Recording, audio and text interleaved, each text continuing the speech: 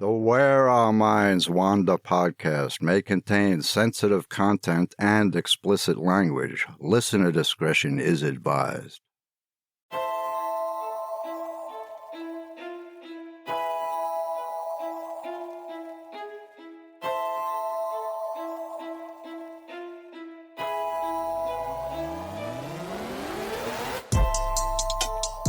Greetings, fellow wanderers, to the places our minds wander.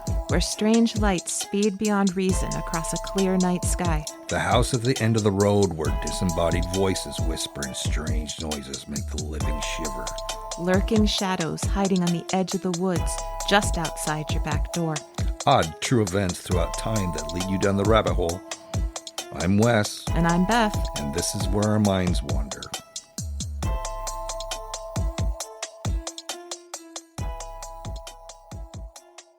Hello and welcome to Our Minds Wander, all you fellow wanderers. I'm Wes, and that's my wife and co-host, Beth. Hello, everyone. So, just a few more days until Halloween, and we hope you all have a fun night planned, whether it be handing out treats or trick-or-treating with your family. Perhaps you're throwing or attending a Halloween party, or maybe you just want to curl up on the couch and watch a horror movie and stay home. Whatever the case may be, we hope you all have a fun and safe night. Yes, we do. And if you're in the mood for something spooky, you're in luck, because we are too, and we figure what better way to gear up for the best night of the year than to share some spooky tales about some creepy places. That's right, and I'm going to start off with a bridge tonight. There's something inherently creepy about crossing certain bridges at night, whether on foot or in a car. Maybe it's the little voice inside your head telling you that you don't know how structurally safe the bridge is and that there's just a layer of pavement or wooden planks that separate you from the vast dark void below your feet or vehicle. Perhaps it's the fear of not knowing what might be lurking on or below the bridge, waiting for you to cross. It might even be as you enter, you can barely see the other end and what awaits you on the other side. As you stand by Deer Creek, which runs under Dead Woman's Crossing Bridge in Weatherford, Oklahoma, the shallow running water of Deer Creek seems so tranquil, and you might feel a sense of peacefulness. But then, out of the darkness, comes a strange sound, an almost wood-on-wood clattering, as if an old-fashioned buggy is making its way towards you, just above your head. This is confusing since the wooden bridge was demolished decades ago, and what stands there now is a bridge made of concrete and pavement. But it's unmistakable now. As the sound draws closer, it's the distinct sound of carriage wheels as they go over creaky wooden boards. Suddenly, out of the night's darkness, comes the intense, mournful, wailing cry of a heartbroken mother, the kind of sound that just pierces your soul. Jeez. Your mind might race with fear, trying to rationalize what sort of animal might be making the sound. But as quickly as you try to make sense of it, you hear it yet again, the lone, anguished cry of a woman. No, thanks. As you regain your composure, you may be asking yourself, did I just have an encounter with Katie James on the Dead Woman's Crossing? The concrete bridge spanning Deer Creek was put in around 1985, replacing a wooden wagon crossing that once stood there. By day, it's a rather unassuming spot. The bridge looks normal, not spooky at all, and the creek beneath it seems rather ordinary. But at night, people claim that if you stand beneath it, you can sometimes hear the rumble of carriage wheels over your head, and that's just the beginning. On July 7th, 1905, 29-year-old schoolteacher Katie DeWitt James said goodbye to her father at the train station. Katie and her 14-month-old daughter, Lulabelle, had finally escaped Katie's abusive husband, and the pair were on their way to Ripley, Oklahoma, to live with a cousin who had agreed to take them in. It was no secret that Katie's husband was not happy about the divorce. At the station, Henry DeWitt watched his daughter and granddaughter board the train, knowing that they had agreed to send word when they had arrived safely. Word never came, though. After several weeks with no news from his daughter, a concerned Henry went to the police. The sheriff gave Henry the name of a private investigator, Sam Bartell. Bartell took on the case and headed out towards Ripley. He interviewed witnesses who had some odd stories to tell. Apparently, Katie had somehow met a woman named Fanny Norton on the train. No one knows what the two women talked about or how exactly they bonded. Who knows if Katie had reservations about going to stay with her cousin in Ripley? Who knows if Katie was aware that Fanny Norton was a well-known prostitute or if her occupation even matters? Most accounts paint Fanny as a rather down-on-her-luck character who may have been in need of money. Regardless, Fanny somehow convinced Katie that she and Lulabelle should get off the train with her in Clinton, Oklahoma, to spend the night at a home Fanny shared with her brother-in-law, William Moore. We could speculate all day. Maybe Fanny was trying to leave her occupation and was heading to her brother-in-law's house for safety. Maybe Katie could relate and the two women made a plan to start over together. We'll never know. But the three of them did get off the train that same day and they did go to William Moore's house for the night. In fact, they didn't just stay one night. Bartell discovered that Katie and Lulabelle stayed there for 3 days. That's weird, especially if her cousin was expecting her. Witnesses told Bartell that on the third day, Fanny, Katie, and Lulabelle got into Moore's buggy to go for a bit of a joyride out to Deer Creek. Fanny told her brother-in-law that they would be back in about 3 hours. Somewhere between 1 to 2 hours later, Fanny returned with blood splattered all over one of the carriage wheels, and she was alone. Uh-oh, that's not good. Bartell dug deeper into his investigation, questioning people all along Deer Creek. Witnesses claimed that they saw the buggy go into a field and then come speeding out. They also said that Fanny had approached a nearby farm, handed over a baby to a farm boy, and left. And it was true. Bartell located Lulabelle at a nearby farm. Her clothes were stained with blood.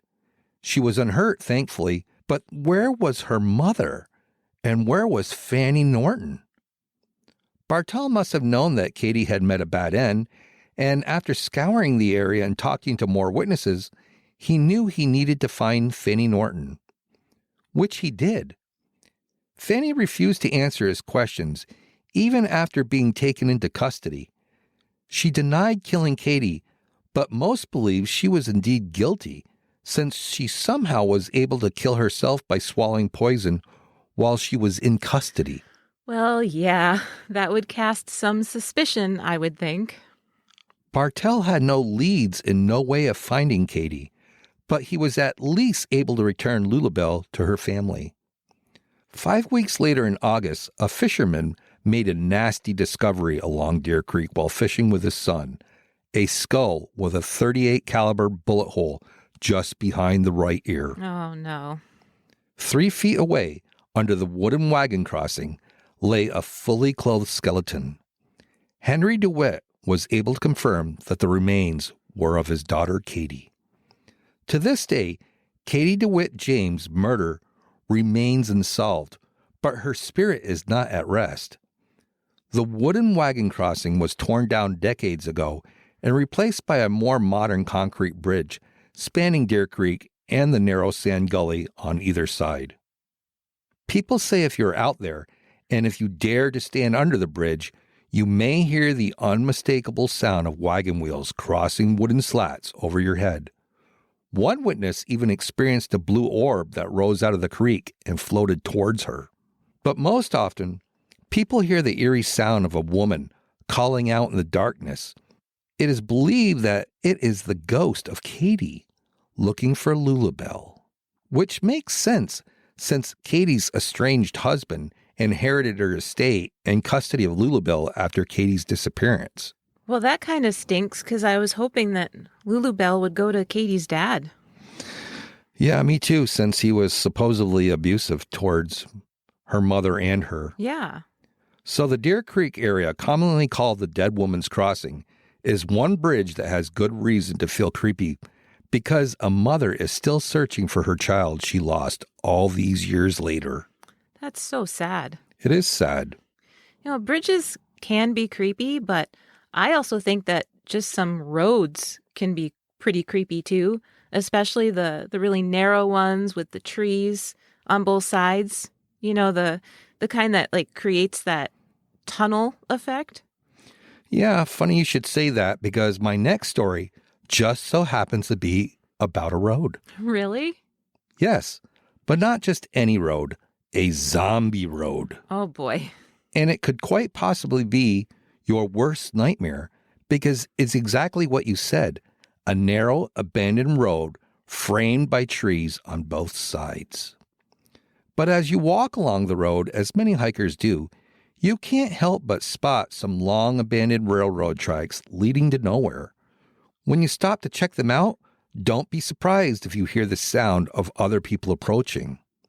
The trail is quite popular, and you might think to yourself, it's just a group of people out there walking and exploring also.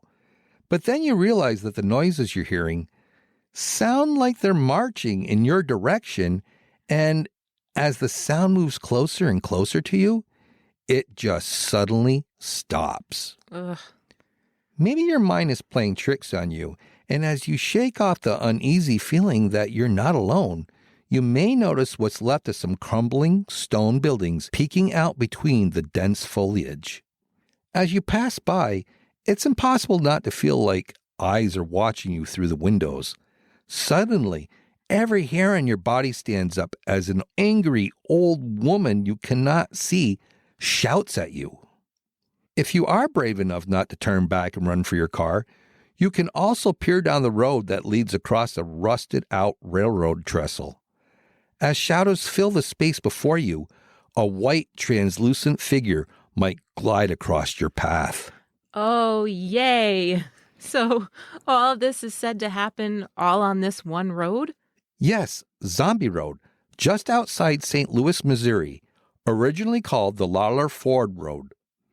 It was constructed in the 1860s by a marble quarrying company as a 2-mile-long access road running parallel between the railroad tracks on one side and the Merrimack River on the other. The 10-foot-wide road wasn't used much past the early 1970s when the quarry shut down, but as early as the 1950s, it became a really popular spot for teenagers to throw parties, and it became a well-known makeout spot. 2 excellent ways to start a bunch of rumors about ghost sightings. Well, yeah, and it did. The most popular urban legend was that there was a guy who lived in a shack out there who would look for makeout couples in order to kill them. He was nicknamed the Zombie Killer, which is how the road earned the nickname Zombie Road. Aha. He may have been made up, but there are far more credible events that people have experienced out there in the 70 years since then to blow it off as hype. And some of it is based on actual documented historical events. So part of Zombie Road is actually an extension of an existing Native American trail. People reported seeing apparitions of Native Americans along the road. During the 1860s, it was also reportedly used by Civil War soldiers, which may account for the many reports of phantom footsteps people claim to hear while walking along the trail. It also became somewhat of a resort area where people built summer homes. The homes were still inhabited up through the 1940s, and although some of them were converted into year-round residences, they eventually were all abandoned and all of them are crumbling at this point. For many years now, though visitors to the area may wonder if there is still one long holdout, or perhaps someone is squatting in one specific derelict house, since quite often when hikers pass by, they hear an old woman yelling at them as they approach. Is it kind of like she's yelling at them to get off their property? I'd assume so, yes. But, of course, when they get closer to the source of the yelling, there is no woman to be found. That would be creepy.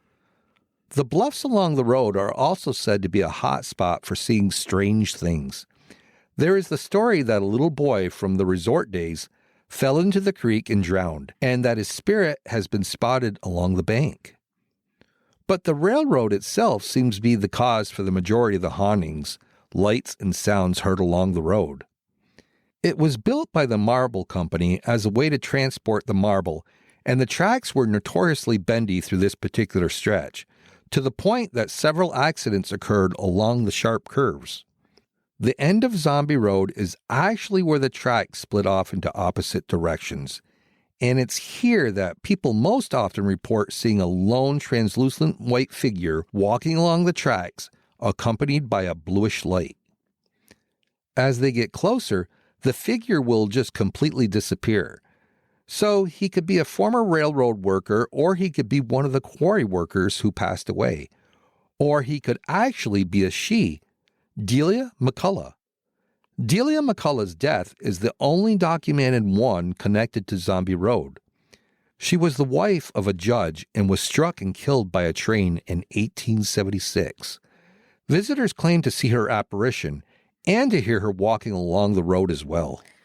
Wow, there's a lot going on there at Zombie Road. But it makes sense since, there's been so much life going through there for so long, from Native Americans to Civil War soldiers to quarry workers. That's right. So if you plan on going there, the road is open from an hour after sunrise to an hour after sunset. And there have been so many curious hikers who want to go in after dark that the police are often called, to come write tickets to trespassers. Okay, so don't go there after dark, people. If there really are ghosts there, they'll be around in the daytime too. Well, I don't think you should break the law, but I would definitely want to go at night, during a full moon and see what experiences I might have. Yeah, I don't really want to add trespassing to my list of accomplishments. Well, it's only trespassing if you get caught. Yeah, but, with my luck, I would get caught. Not if you come with me. Okay. Hey, did you know? In 2007, the end of daylight savings time jumped from the last Sunday in October to the first Sunday in November, partially because candy lobbyists wanted trick-or-treaters to get an extra hour of daylight. Which makes sense, since 47% of the entire U.S. population hands out candy, spending $4.6 billion annually on Halloween treats. Almost makes you want to hand out apples. Almost. Who'da thunk it? So, Beth, where did your mind wander for this episode? Well, I am sharing a creepy story too. So, last week, my story took place in Montreal, and this episode I thought I would pay a visit to our neighbors to the north again by briefly visiting the Plains of Abraham in Quebec City. Because, we love our Canadian listeners, and I thought I'd share the love again. Yeah, and we're really only 65 miles away from Canada. I know, we could go up there anytime. For Chinese food. And to see all the sights and go to the museums and get Chinese food. Get Chinese food. Okay, so the Plains of Abraham in Quebec City got its name from the 1757 dispute between the French and British armies during the 7 Years' War. The scent of gunpowder sometimes still fills the air to this day, and people say it might be tied to the 200 men who died there. But I'm going to focus on another ghostly and legendary figure who lost her life near the Plains of Abraham. Marie Joseph Corriveau, more commonly called La Corriveau. Now, La Corriveau is a bit of an urban legend, but like your two places, La Corriveau's ghost story is actually based in fact. But the legends about her have taken on a life of their own. According to legend, La Corriveau was born in 1733. At the age of 16, she married a farmer, and together they had 3 children. La Corriveau was very, very beautiful, but she could also be very, very jealous. 11 years into her marriage, she suspected her farmer husband of cheating. He denied it, of course, and to seek revenge, La Corriveau poured molten lead into her sleeping husband's ear. Now that's a creative way to hurt someone. Her next husband was a doctor, and after 1 year, La Corriveau's jealousy got the better of her again. This time, when she suspected infidelity, she poisoned his food. According to legend, La Corriveau may have had as many as 7 husbands, and she committed 7 murders, each one more gruesome than the last, including even boiling one of them alive. Wow. She was convicted of murder in 1763, and after her execution, her body was put into a gibbet, or body-shaped iron suit, and hung from a tree in the town of Lévis for all to see. But of course her spirit did not rest. Passers-by claimed her skeletal arms would reach out from the cage, trying desperately to grab hold of them. Some said her eyes would fly open and horrible shrieks would come from her open mouth. One story even goes that Le Corriveau's angry, evil spirit dislodged its iron cage and she attacked a man on the road while still inside it, clawing and raking him with her dead hands, gripped onto his back as he ran in terror until the man fell unconscious. Well, she's just as bad in the afterlife. And people became terrified of traveling the road. Authorities, wanting to encourage trade in town, finally cut down the cage and buried it, with Le Corriveau's remains still inside. But when the cage was exhumed many years later, it was empty. Sounds like quite the tall tale, and some of it is, but not the parts you would expect. Marie-Joseph Corriveau was born in 1733. She did marry a farmer at age 16, and she did have 3 children. Her first husband did die in 1760, but he died of natural causes. As far as we know. It's pretty well documented. Le Corriveau did remarry, but to another farmer, not a doctor, named Louis-Étienne Dodier. By all accounts, it was not a happy marriage.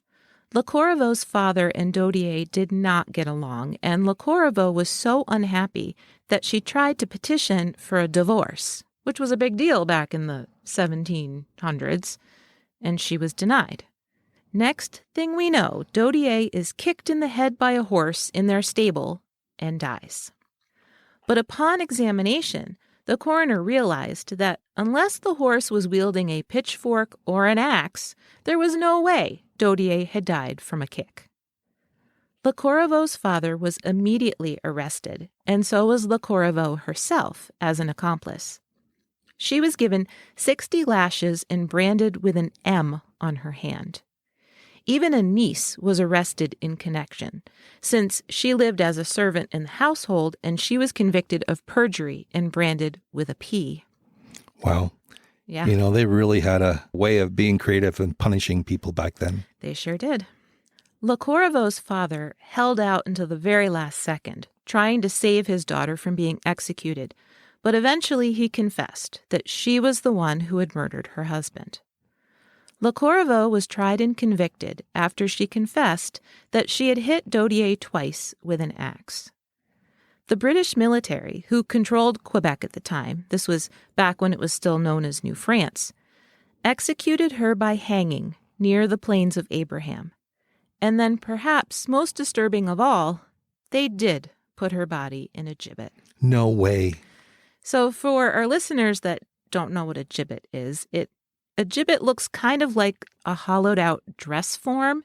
It's made from bands of iron and even has a hollow cage at the top for a person's head. And sometimes it has like legs made out of banded iron as well, there's big spaces in between the bands. So Le Corriveau's corpse was put inside and then hung from a tree in Point-Lévis main square, about 30 miles away from Quebec City, as a warning to anyone who was thinking of murder. Yeah, you know, I always thought that the gibbet kind of looked like a big iron birdcage. It's a nasty little piece of work, that thing. It thing. is. The townsfolk of Lévis were freaked out, but more out of pity and sadness for the way Le Corriveau's remains were being treated. Some people then, as many do now, believed that Le Corriveau was a woman in an abusive relationship, and when no one would help her, she took matters into her own hands. And in addition to that, her trial was held in English by the British military, which many felt could not have been fair. It had to be incredibly disturbing for people who had to pass her caged remains because birds had been scavenging her body for weeks. So, after 40 days, the military agreed to cut her down. They didn't allow her to receive any last rites and buried her, still inside the gibbet, in an unmarked grave. And for reasons I could not find, they attempted to exhume her in 1851. At this point, her story had definitely evolved into legend, including sorcery and witchcraft and the murder of those 5 other imaginary husbands. People claimed to hear her bones still rattling in the gibbet from the tree, even though it had been gone for almost 100 years, and they claimed to see her ghost. That's creepy. When they dug down into her supposed burial plot, they found nothing. Eventually, they expanded their search area, and they did unearth the gibbet. And it was empty. Really now? Yes. That's so cool. As a result, the legend grew. I don't suppose anyone thought at the time that perhaps the truth was that Corriveau's body had been removed from the gibbet and buried separately, which makes sense, at least to me. Yeah, I imagine that's what happened. But regardless, the gibbet itself became an object of curiosity and intrigue. It moved from museum to museum in Canada, and then it was stolen. Next, it was purchased by none other than P.T. Barnum. And then somehow, inexplicably, it ended up in a museum in Salem, Massachusetts in 1899. It was last put on display there in the 1920s with a card that said simply, "From Quebec." So obviously they didn't really know what they had or the history tied to it. In 2013, the Lévis Historical Society was able to buy back the artifact and bring it home to Quebec. So at least it's back where it belongs, and hopefully the true story of Marie Joseph Corriveau can be told. But what about the eerie sounds people sometimes still hear that can only be described as bones rattling inside a metal cage when the wind blows? Perhaps Corriveau does haunt the area, not because she wishes ill on those who pass by her, but because she doesn't want to be forgotten. That one gave me chills a little bit. I know. Because you can picture the gibbet hanging in the tree, the figure just emaciated, kind of reaching out for you. And that's the most horrible part for me, was that so much of it was true. They really did do that to her, and that thing is just nasty looking. I know for certain that I would not want to be walking through the town square and hear what I think sounds like bones rattling in a metal cage up in a tree. I think that would be incredibly unnerving. Very headless horseman, Ichabod Crane kind of vibe I had going from that. Or, it might sound like, wind chimes. Oh my gosh. That's a way to put a positive spin on it. As the wind is blowing the gibbet back and forth and your bones are rattling up against the steel cage. You're a horrible, horrible man. That gives me an idea now. I should probably make some gibbet wind chimes for Halloween. That's lovely. You're going to hang them outside on the porch for all to see? Yes. You on board? Maybe they'll go on Shark Tank. That's not okay. I think I'd draw the line at the gibbet wind chimes, my dear. I think I see a money-making opportunity here. Well, with that said, I guess that about wraps it up for this episode of Where Minds Wander. We will see you all next week for an all-new episode of Where Our Minds Wander. Yep, see you soon. Thank you for joining us. We look forward to traveling with you again to the places where our minds wander. If you like what you heard, please take a moment and provide us with a 5-star rating and a comment. It really helps us move up the list so people can find us. See you next week for an all-new episode of Where Our Minds Wander.